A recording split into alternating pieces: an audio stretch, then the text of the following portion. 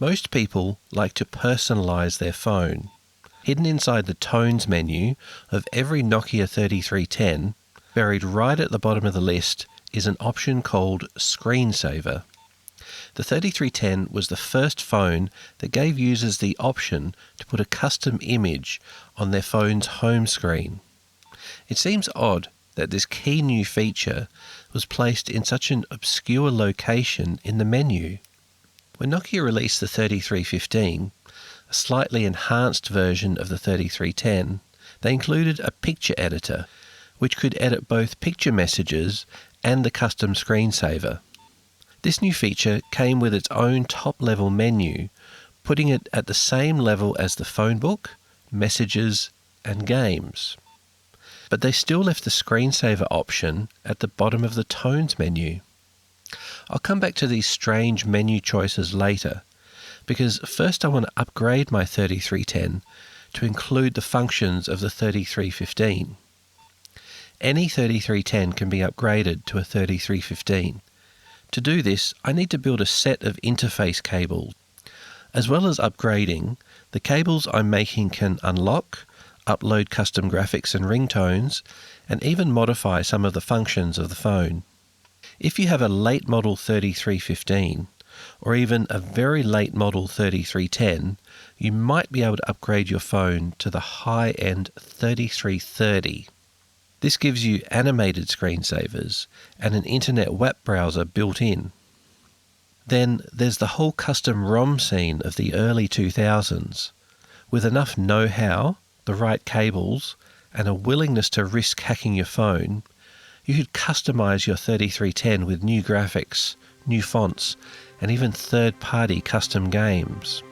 If this sounds good, then stick around, because I'm going to explore all these possibilities and see just how far the Nokia 3310 can go.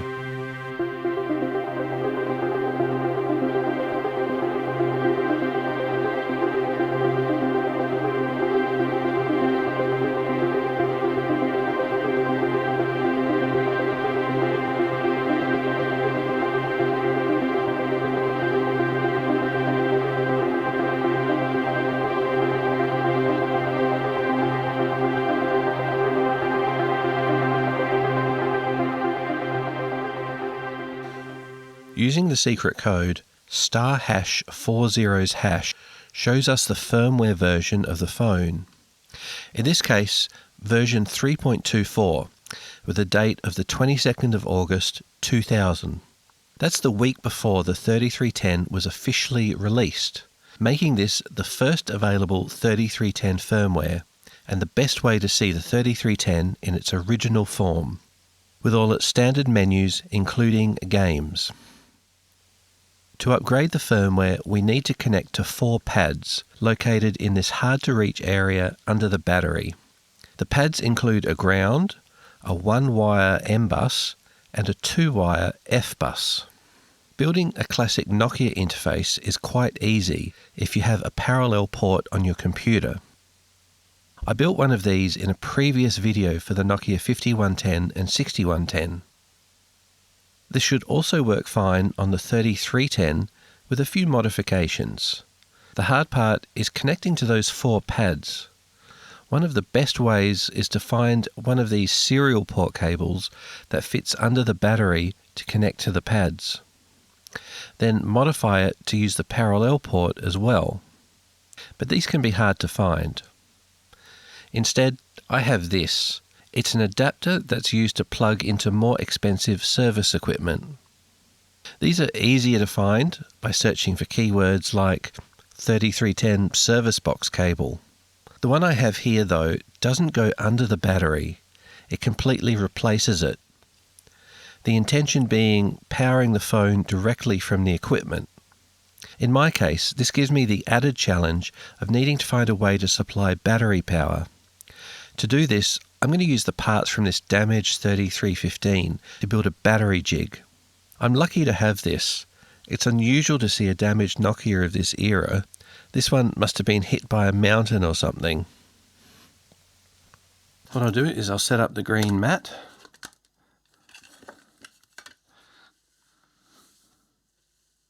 So despite this phone being broken, there's some important parts here that I'm going to use later. So we do have a way to connect the battery. I've gathered together the bits that I'll be needing, including this RJ45 socket for connecting to the adapter. I will be taking my parallel port cable apart and removing the 5110 connector, and instead adding wires to make it more flexible for connecting to different phones. These Nokia parallel port interfaces are easy to make, with a common IC, 2 diodes and 2 resistors. Building the jig was also relatively easy.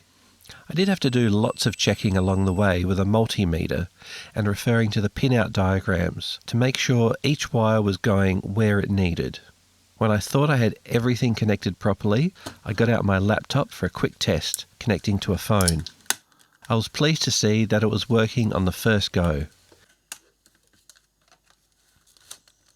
Wow, it actually works. With that done, I hot glued all of the wires in place to keep everything stable and finished the jig. I also added connection pins to an old Nokia serial cable to complete the set. The parallel port is used for firmware upgrading, while most other functions need to use the serial port. I can now set up my Toshiba laptop to do some firmware upgrading. This is my favourite Windows 98 machine. The software I'm using today is called Leeds Knock Phoenix Build 1, mostly nutso's work. The software also runs on Windows XP and Windows 7. It probably also runs on Windows 10, but you do need parallel and serial ports to connect to the phone. With everything set up and a firmware file chosen, I'm ready to upload into the flash memory chip in the phone. This process is often just called flashing. When ready, pressing the power button on the phone starts the process. The phone screen remains blank during the upgrade. First, the flash chip is erased, which takes about 10 seconds. The whole process takes about 5 minutes. Once complete, press the power button again and the phone turns on with new firmware. To upgrade to the 3315, we need to first upgrade to firmware 5.45 or higher. In this case, I flashed firmware 5.47. To activate the 3315 functions, either flash a 3315 EEPROM settings file or switching to a serial cable, which is easy for me to do thanks to my new modular setup. Select the 3310 to 3315 conversion option. This flips the bit in the internal settings that activates all the 3315 options. To check this has been successful, scroll through the menus until you find the picture editor function is now available. With this done, I'm now keen to try out some of the custom ROMs that people have made for their 3310s and 3315s. Okay, I really want to see some of these custom ROMs, so I'm going to switch back to the parallel port flashing cable. All color coded. There we go. It's that easy to reconnect everything. Okay, parallel port is connected. Reconnect phone.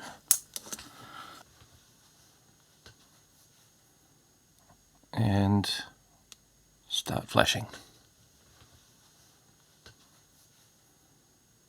Okay, let's power up and see what we've got here. It's got a nice startup animation there. Wow, that's pretty cool. Got a new font. Okay, this looks like a pretty cool ROM.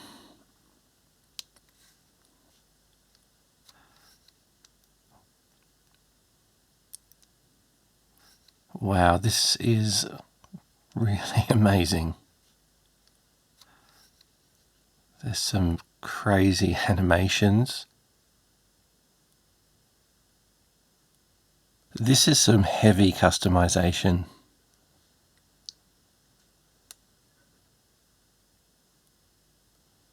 Even the submenus all have pictures as well.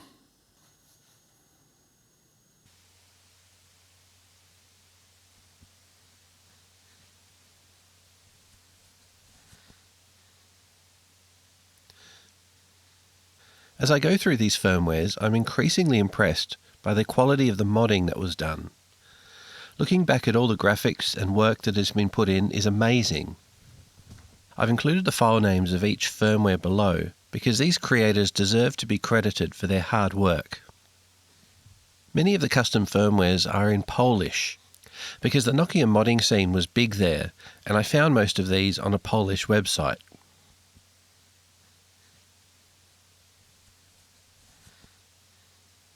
Some of these firmwares have third-party games included, which is a real treat to find. In a previous Nokia video, I showed how to add these custom games to Nokia firmware. There are some games here I don't remember seeing at the time.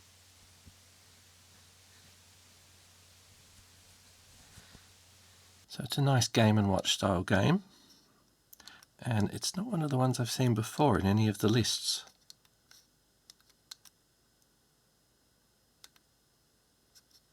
Let's see what else there is.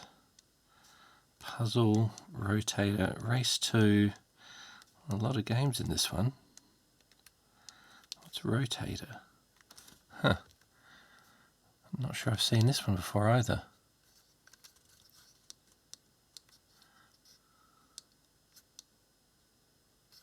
The problem here is these are already installed, and if I don't have the original install scripts, then it wouldn't be possible to install these in other firmwares.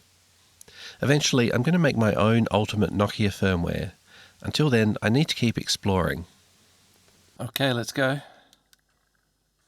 DBLO presents. Wow, that was awesome. Not every firmware flash seems to work. Some just end up saying contact service, a message from the boot code indicating there is some software corruption and the phone can't start up. I will try switching to the serial cable and see if I can reset the phone. Okay, full factory reset, all settings. Switching over to the serial cable and using the service functions to reset all settings and fix checksums can sometimes get the phone to start up. But doing this can also reset the startup graphics and any screensavers that were set up in the firmware. Even with resetting, some of these firmwares have glitches, but they do still work. This one, for example, the main font seems to be missing, but I'm still able to go through the menus. I'm glad I did, because this one has more third-party games included, and includes some of my favourite third-party games, such as Breaker.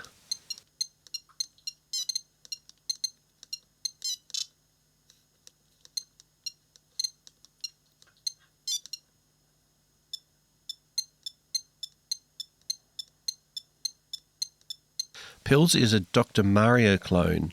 Not sure how Nintendo was able to bring out a drug-related game, but it is addictive, so I guess there's that. Stones is a first to get 5 stones in a row game. The AI is quite good to play against. So many games in this one. This is the kind of thing that I'm going to do with my ultimate Nokia. I end up spending hours flashing dozens of ROMs and looking through all the custom mods. As I go, I'm realizing that I still have lots to learn about adding graphics and customizing these phones. Later, after taking a break, I came back to have a look at some of my favorite mods. One of the things I avoided earlier was ringtones, because generally these classic Nokia ringtones can be quite shrill and not the most pleasant to listen to. However, scrolling through the third-party ringtones included in many of these ROMs, I found some good renditions of classic hits.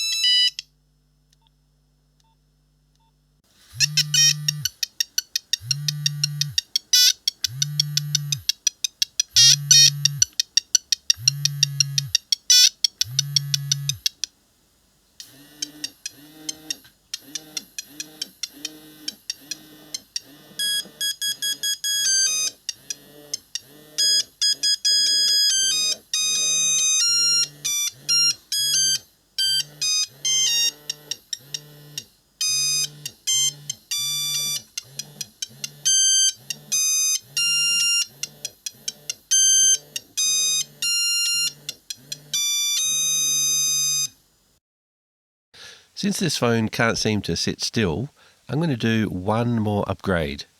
This time I need to swap the main board from my busted 3315 into my 3310. The board from this 3315 is special. Let's get out the mat. Now I'm going to swap the main boards over. 6 screws.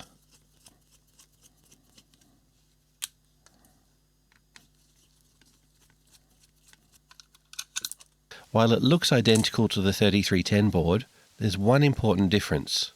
This board has a 4 MB flash memory chip instead of the regular 2 MB flash chip in the 3310. The high-end Nokia 3330 requires a 4 MB flash chip to hold the firmware. With this installed, I can now do a firmware upgrade to the 3330.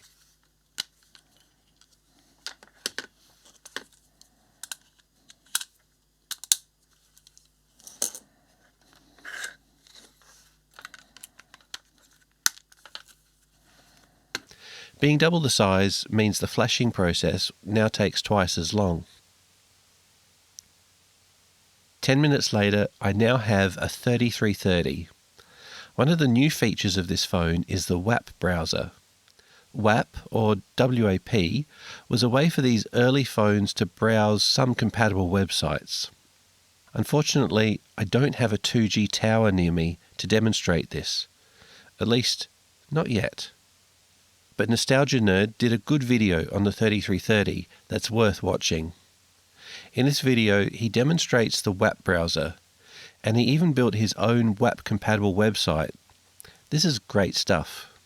Also in the 3330 is an official Nokia game called Bumper, a pinball game that's not too bad.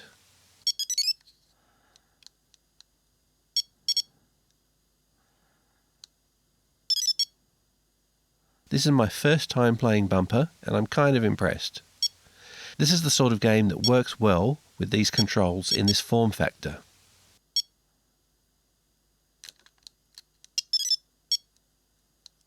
The final feature that I'm looking at is the animated screensavers. These were usually downloaded using the built-in WAP browser. But another way to add animated screensavers was using a serial cable and software such as Logo Manager. Logo Manager is also an easy way to draw your own graphics, especially compared to the built-in picture editor, which, by the way, was not included in the 3330's functions. And that screensaver option in the 3330, well, it's still at the bottom of the Tones menu. I think the reason the screensaver option was put in the Tones menu goes back to the 1990s, when phones were built by large network equipment manufacturers, such as Nokia, Ericsson, and Motorola.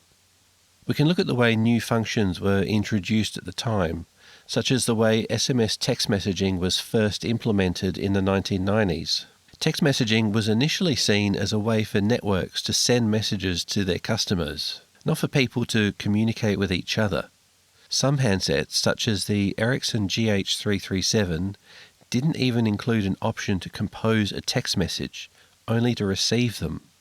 Phones were designed with centralized networks in mind rather than people.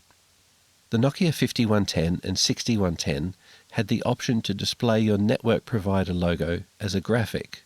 The idea that you might want to personalize your own phone was simply not considered, even for a company whose tagline was "very human technology." This is when third-party software such as Logo Manager first appeared. Logo Manager became popular because you could replace the network's corporate logo and choose something of your own to personalize your phone. When the Nokia 3310 arrived, overriding network logos with your own logos had become so popular that Nokia decided to add the screensaver option to make it easier for people to personalize their own phone.